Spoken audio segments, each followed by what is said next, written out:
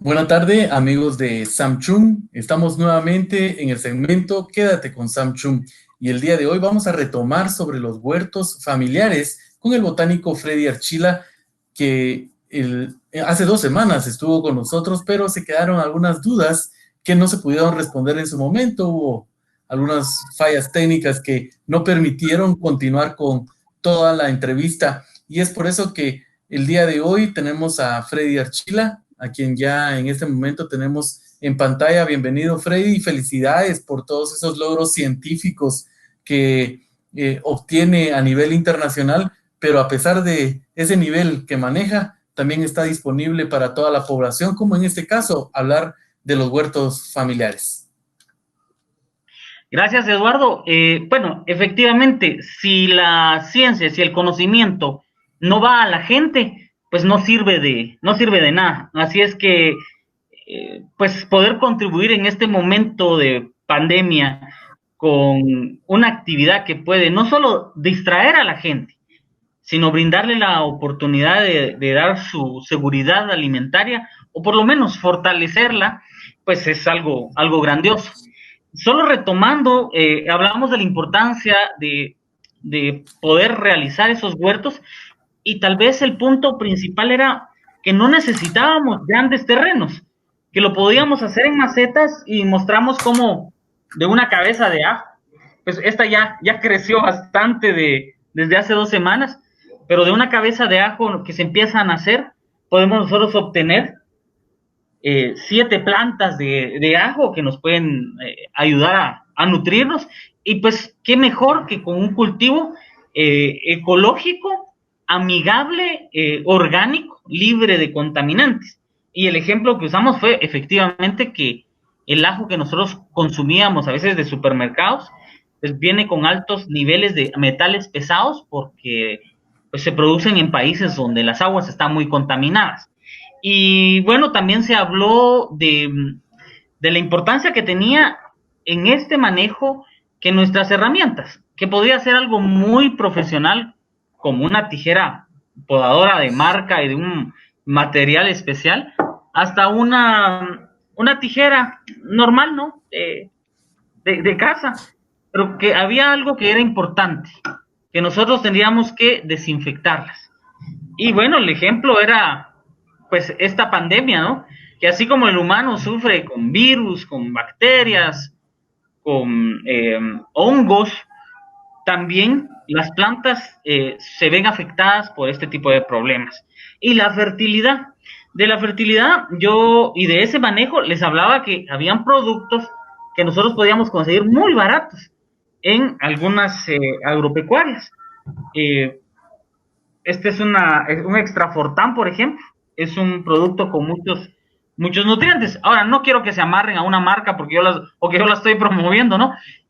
Pueden ustedes preguntar sobre productos que se usan para manejo de jardines.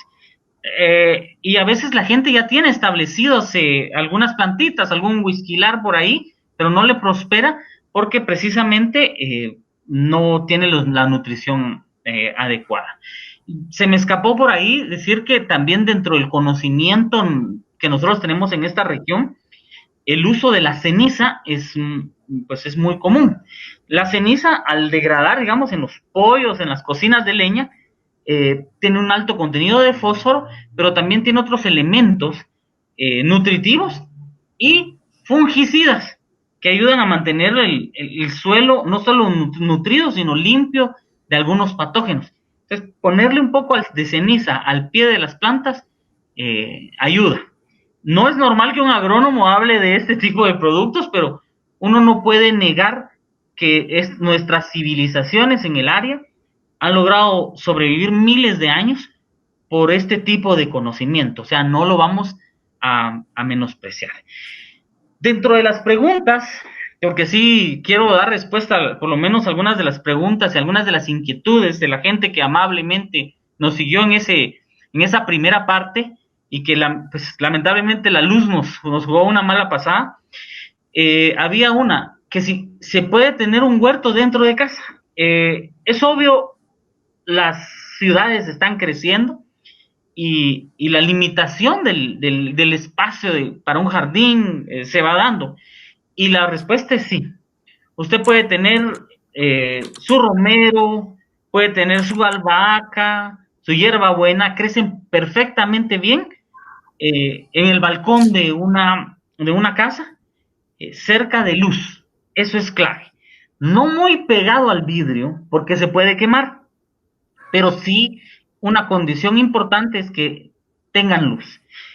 Y lo que yo recomiendo es que cada semana que se riega, que se limpia, le podamos dar vuelta, ir girando, ir girando esa maceta para que el crecimiento sea homogéneo, porque si no se nos puede disparar el crecimiento solo para donde está la luz y la queremos pues con una mejor forma.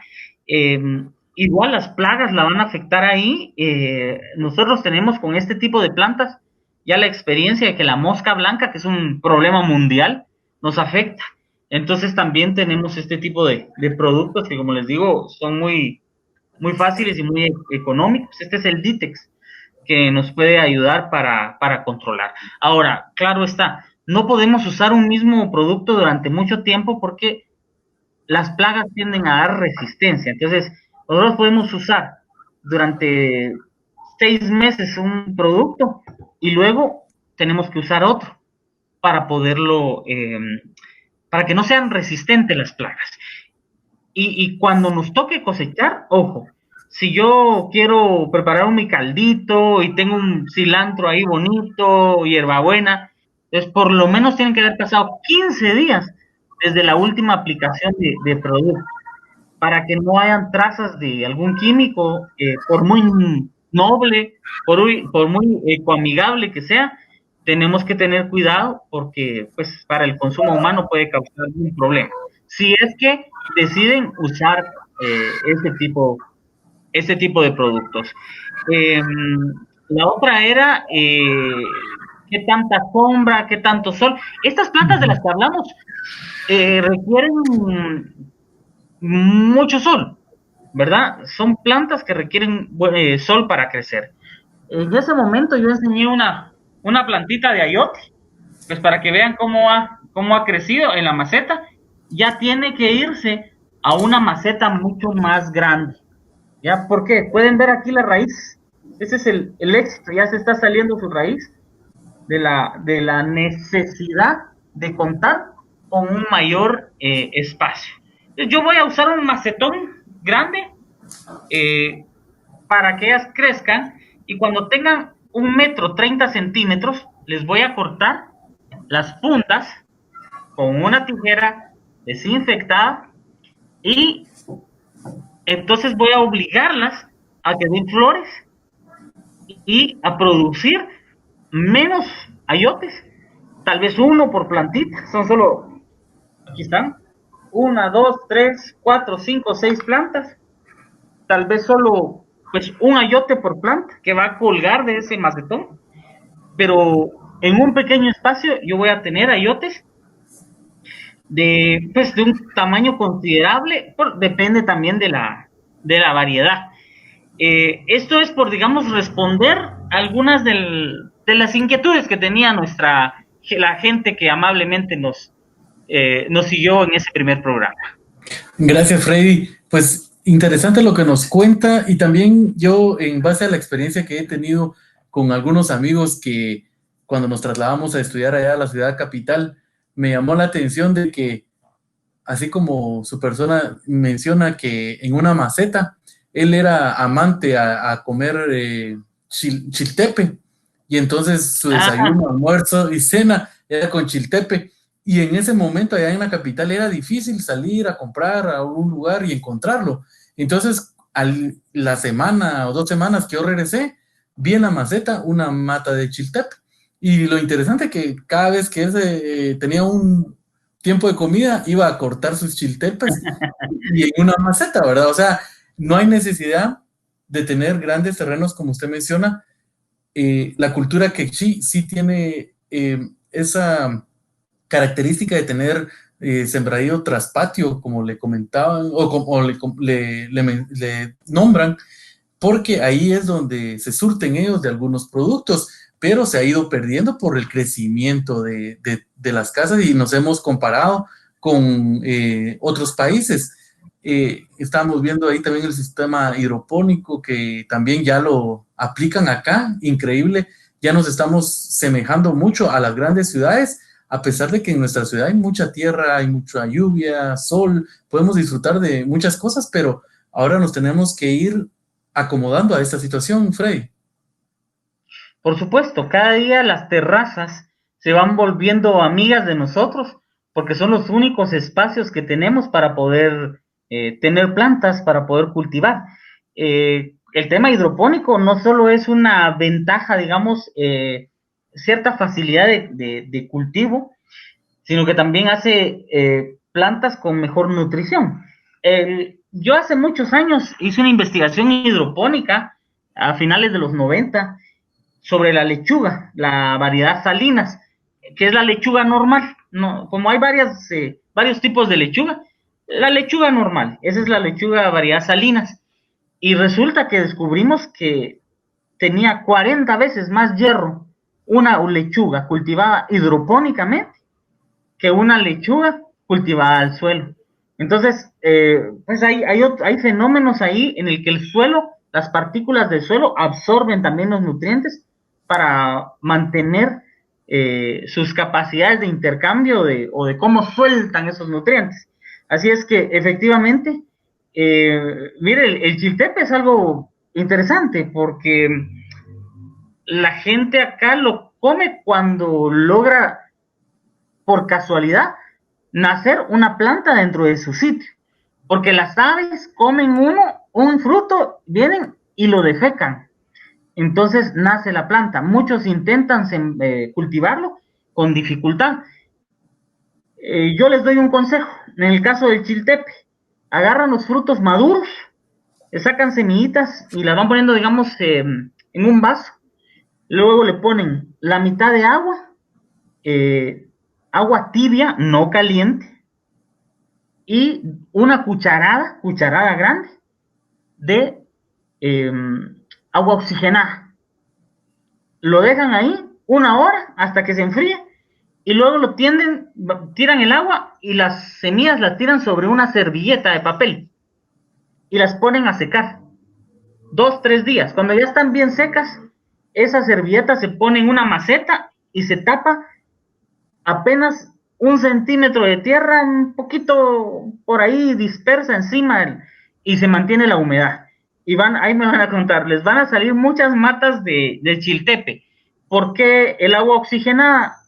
Porque cuando vienen, digamos, las enzoncles y se comen, o cualquier otro pájaro que se come el chiltepe, lo pasa por su tracto digestivo y por ende en los ácidos estomacales. Entonces la semilla del chiltepe tiende a ser un poquito gruesa, un poquito dura, entonces esos ácidos estomacales empiezan a degradar la capa externa de la semilla y al defecarlo, pues ya pasó por ese ácido. Lo que hacemos nosotros con el agua oxigenada es como, pues, imitar un poco al ave con un ácido estomacal, solo que artificial, utilizando un poco de agua oxigenada. Y es increíblemente funcional. Por dar un ejemplo, ya que usted toca el tema de tantas cosas que podemos hacer y experimentar en esta época en la que pues tenemos un mayor tiempo en casa y debemos aprovechar. Bueno, ese consejo es bastante factible para nosotros o que nos va a ayudar mucho porque es un aspecto tan pequeño, pero que a veces decimos, no tengo buena mano para sembrar, a mí no me crece nada, yo siembro y no me sirve de nada, tanto que me esfuerzo, pero hay también algunos consejos como el que acaba de dar que nos va a hacer que seamos mejor personas para poder producir porque usamos esa técnica. Ahora cuéntenos, ¿qué podemos cosechar en esta época? Estamos en la casa, estamos de cuarentena, no tenemos nada que hacer. Lo que pensamos que es basura puede ser bastante productivo y podemos reproducirlo. Bueno, sí, yo mencionaba las cosas que se empiezan las plantitas que se empiezan a crecer dentro de la casa, ¿no? Y por eso lo del ajo. Pero podemos nosotros adquirir también semillas en las agropecuarias, acelga, zanahoria, pues la zanahoria necesitará de un recipiente un poquito más grande, como de esos de pintura, pero es básico pensar siempre en el drenaje, que tenga muchos agujeros, mientras más agujeros y más grandes tenga la maceta, reciclemos esos botes plásticos, entre más agujeros tenga, mejor, para que haya un buen drenaje, que el suelo también tenga esa composición de la que yo les hablé, con ciertas areniscas y piedras y cierta brosa, para que no se encharque el agua. Eh, Acelga, mire, acelga en este momento crece muy bien. El mismo macuy, ¿por qué no pensar en sembrar cosas que ya conocemos?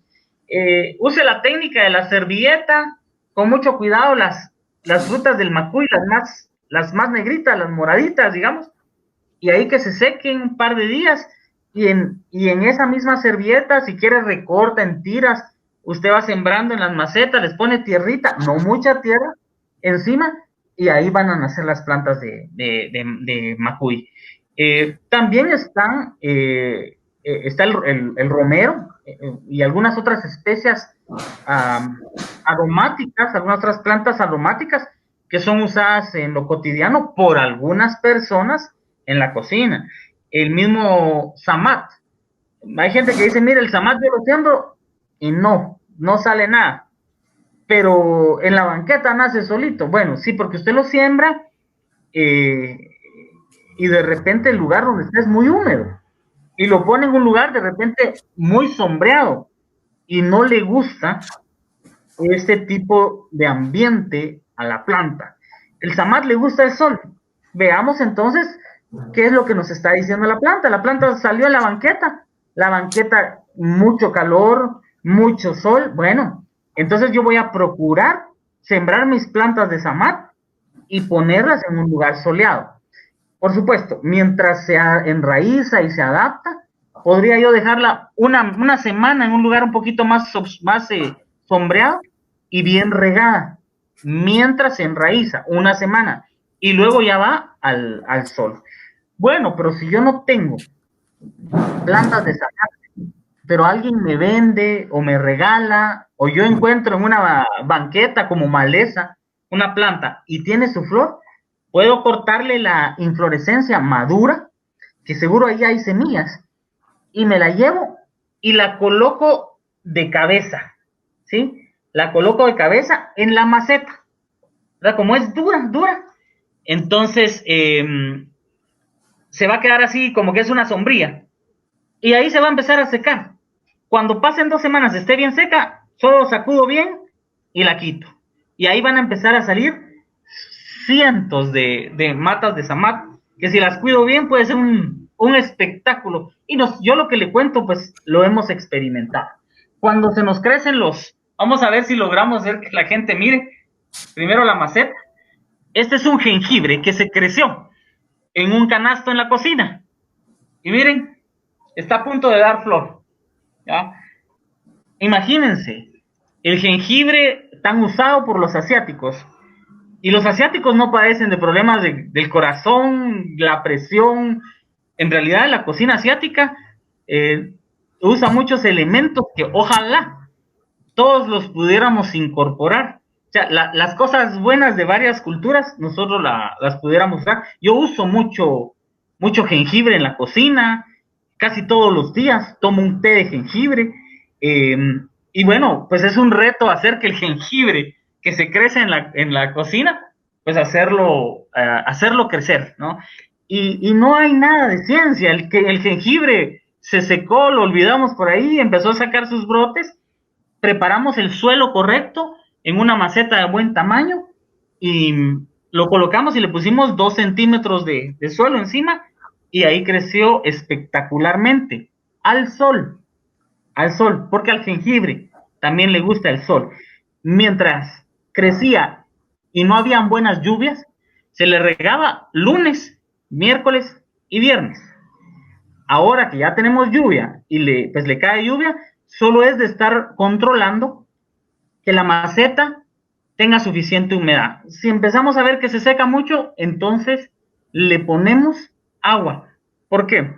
Porque si la planta no tiene suficiente humedad, la humedad la va a sacar del rizoma, del jengibre. Entonces, cuando cosechemos va a estar pues muy pequeño, y lo que queremos nosotros, de aquí vamos a sacar aproximadamente 1,5 libras, casi 2 libras de jengibre, de un pequeño jengibre que se creció en la cocina. Bueno, pues acaba de responderle a Cari Tení consejos de cómo siembro jengibre, como que usted le dio en el punto, hasta le mostró la mata, le tenía muestra, el ejemplo de cómo sembrar el jengibre y cómo aprovecharlo. También Edwin Ricardo López de Paz dice, con este sistema de las semillas, de cómo prepararlas con la semilla de chiltepe, él preguntaba si se puede hacer con otro tipo de semilla. Usted ya mencionó otros productos.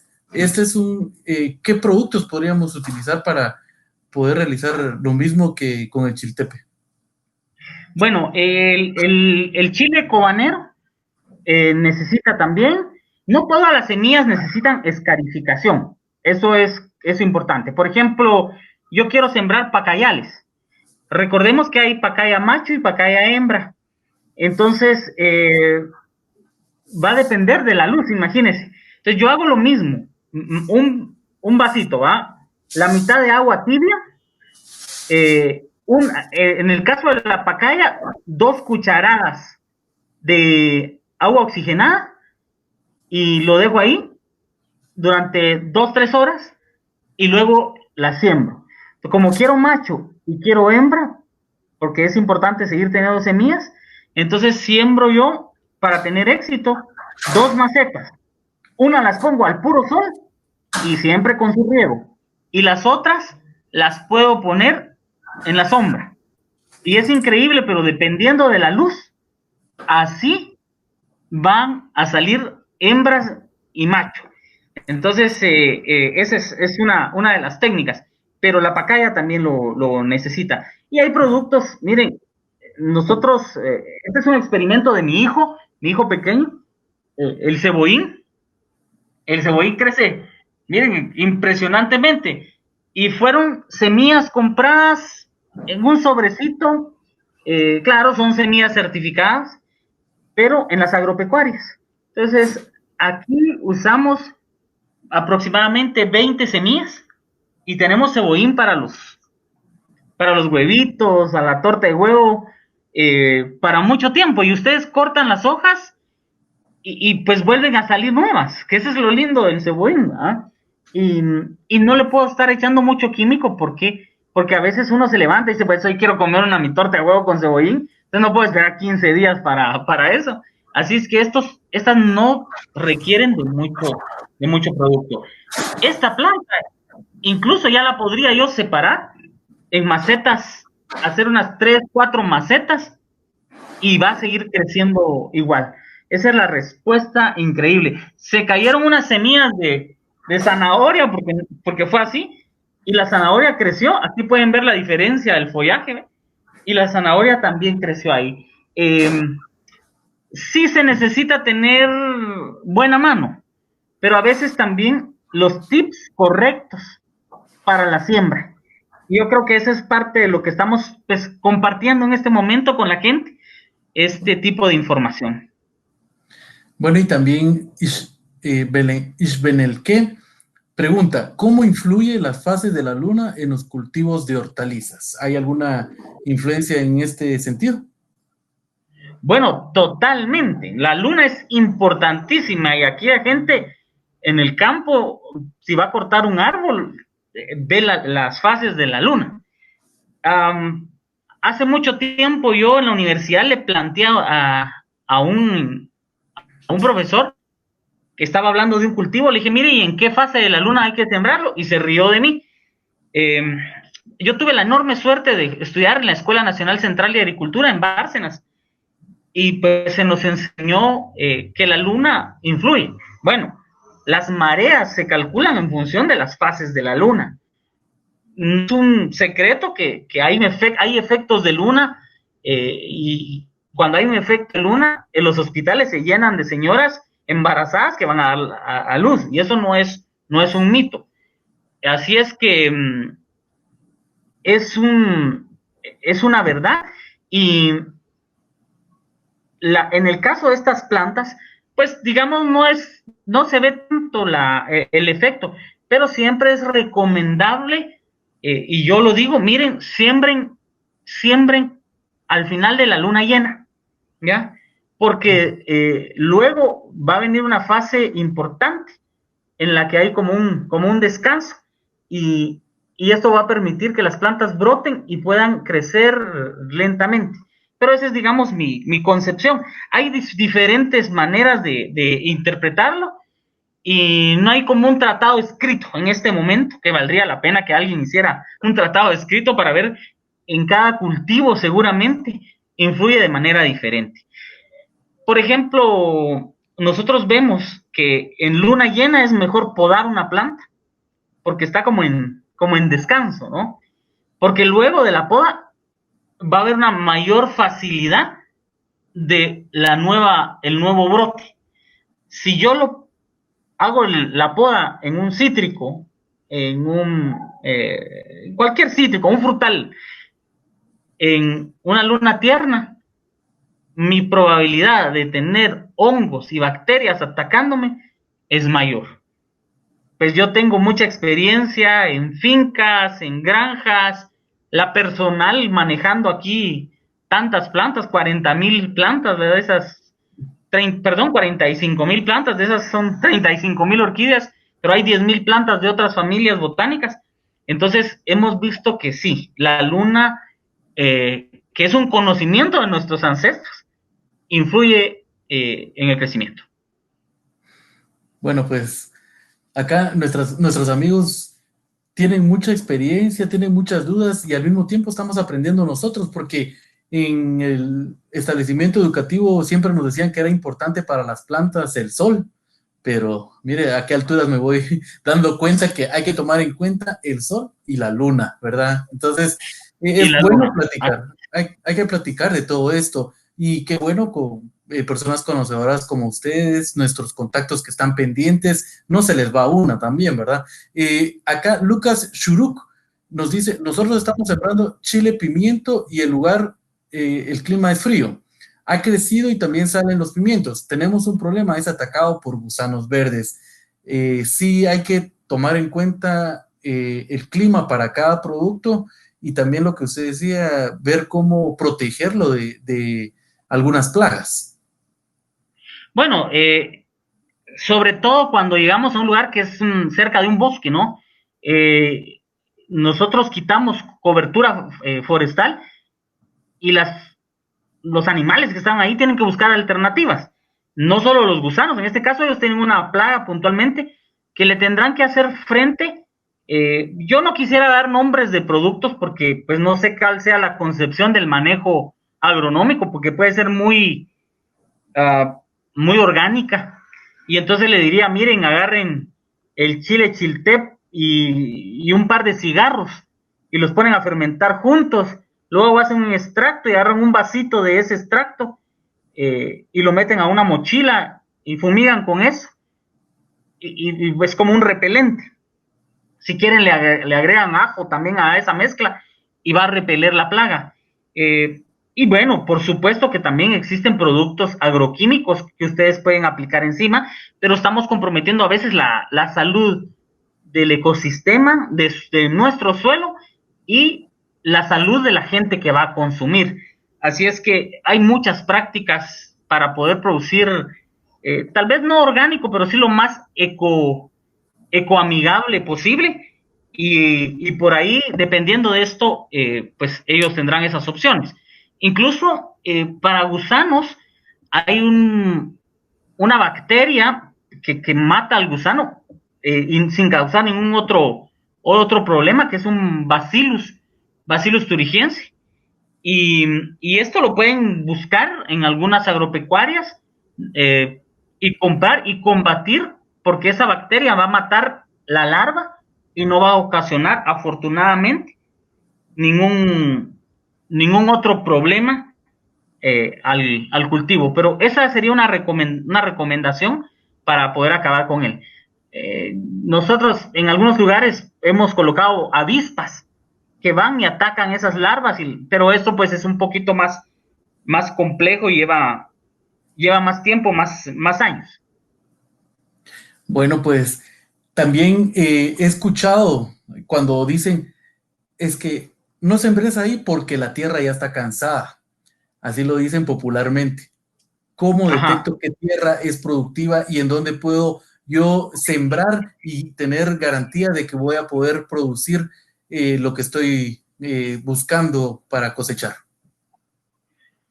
Bueno, la tierra está cansada en muchos lugares cuando se ha hecho precisamente de lo que yo le hablo, un mal manejo agronómico. Y este mal manejo agronómico hace que el exagerado uso de pesticidas el ambiente, la sobreexplotación y el mal manejo de nuestro suelo ha hecho, digamos, que se erosione. Y entonces vamos y es difícil lograr un aprovechamiento adecuado de eso, o sea, una producción adecuada. Y, y sí, bueno, hay prácticas para no solo mejorar el suelo, sino producir en ese tipo de suelo, pero a veces son muy costosas. Por eso, lo mejor es que si el suelo está muy empinado, que es una constante pero aquí ya nos metimos de los huertos familiares a cosas más amplias, eh, pues que nosotros tengamos noción de las prácticas de conservación de suelo. Eso es básico. Las prácticas de conservación de suelo, teniendo en cuenta que el suelo es un activo y es un bien preciado, que ha tardado miles de años en formarse y que se puede perder con mucha facilidad y no lo podemos reponer tan fácil. Bueno, y como usted lo decía, tratamos tema del huerto familiar y ahorita ya hemos ido creciendo. Las preguntas también están Claro. dirigiéndose a otro tipo de cultivo, pero me imagino que así como me atiende a mí, en algún momento puede atender dudas de otras personas. A veces usted se toma el tiempo, he visto que contesta mucho su Facebook o hace comentarios y no sé si lo comprometo, pero sí está en la anuencia de contestar más preguntas si las personas así lo tienen acá de esta transmisión. Por supuesto, por supuesto. Mire, yo no uso Instagram y la gente siempre se pelea conmigo, principalmente los jóvenes. Dicen, él necesita Instagram. Pero le digo en verdad, solo con el Facebook yo tengo mucho, porque justo la gente pregunta cómo se llama la especie que tiene en su casa, qué le aplico porque tiene un hongo, un insecto. Entonces sí hay una buena dinámica. Al final es una buena dinámica. Pero sí, con mucho gusto, yo me voy a meter al video y voy a responder las preguntas ahí por escrito, con mucho gusto. Muchas gracias a Freddy. Hablamos de una entrevista de 10, 15 minutos, pero la importancia de la misma ha llegado a más de 30. Y entre las preguntas que tienen, Alexander Catún pregunta cómo poder tener buena tierra o abonar una tierra de forma ecológica. Me imagino que ahí usted le va a contestar. En ese sentido, quiero comentarle de que yo hice bueno, busqué las lombrices rojas para abonar la tierra y no conté con lo que usted mencionaba de que tuviera una filtración y cuando fui a encontrar el recipiente en donde había colocado las lombrices, todas estaban afuera porque se llenó de agua y fue, Claro, se ahogaron. eh, sí, hice una matanza ahí sin querer, pero es parte del aprendizaje, vaya que donde cayeron había más tierra y de ahí lograron esparcirse, ¿verdad? Pero no era el objetivo. Y también Edwin Ricardo López de Paz dice la gallinaza y el triple 15, ¿qué tanto ayuda a la planta? Pues si puede contestarles ahí en los comentarios, le agradezco bastante. Freddy, iniciamos hablando de los huertos familiares. Hay un maestro acá en Cobán, Alta Verapaz, que les enseña a sus alumnos, Nelson Archila, allá adelante de San José la Colonia, y qué importante es que aprovechemos nuestro tiempo. Este maestro le inculca a los niños a que aprendan ese tipo de producción, no los está explotando, ¿verdad? Sino que les está dando Nelson, conocimientos. Nelson, si se recuerda usted, fue premiado a nivel nacional. Yo no sé si fue maestro 100 puntos o algo así a nivel nacional o la orden francesa, algo así, pero recibió un reconocimiento por ese trabajo. Ahorita me estoy recordando, hace un buen tiempo, ¿verdad? Exacto, y es importante eh, buscar la manera. Nosotros tenemos, creo que, la mayoría de recursos para poder tener nuestros huertos familiares y solo falta una maceta para poder producir. A veces no, ni eso queremos hacer. Eh, nos hemos convertido tan eh, acomodados a querer Sí, solo llegar a pagar. dependientes del mercado, ¿no? Ajá. Bueno, muchas gracias por todos esos conocimientos, Freddy. Esperemos que las personas hayan resuelto la mayoría de dudas que tenían y si no, pues que lo contacten directamente o en el Facebook para que de esa También. manera estar anuentes. Y otro día vamos a platicar de otros temas como las orquídeas, que también es su fuerte. Le agradezco bastante. Claro. Gracias y gracias a todos por seguirnos. Una transmisión en vivo de Samsung Informa en el segmento Quédate con Samsung, transmisiones a otro nivel.